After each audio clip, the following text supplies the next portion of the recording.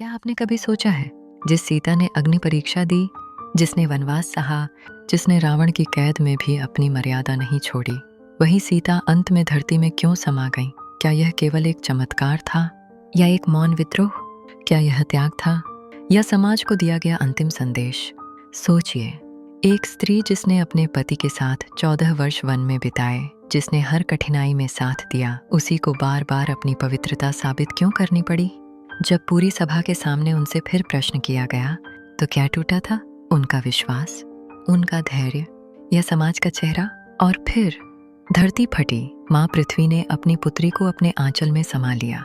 क्या यह हार थी या स्वाभिमान की अंतिम विजय?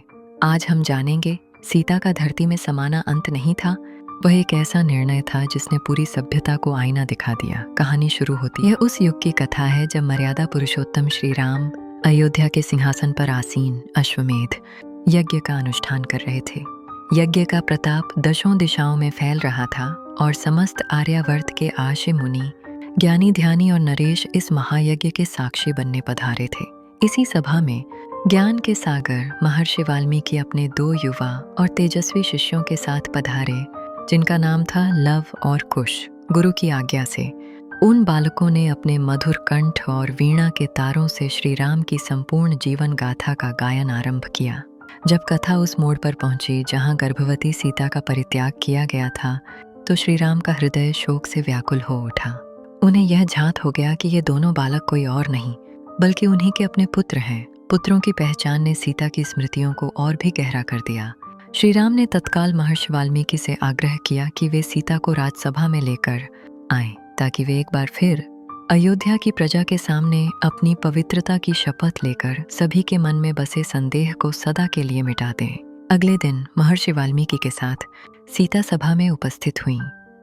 उनके मुख पर वनवास का तप और मातृत्व का तेज था, पर आंखों में एक गहरी उदासी थी। उन्होंने श्री राम को देखा, उस सभा को देखा और उस समाज को देखा जो बार बार उनसे उनकी पवित्रता का प्रमाण मांग रहा था। पहले अग्नि परीक्षा, फिर वनवास का कलंक और अब फिर से वही परीक्षा। उनका स्वाभिमान अब और इस अपमान को सहने को तैयार नहीं था।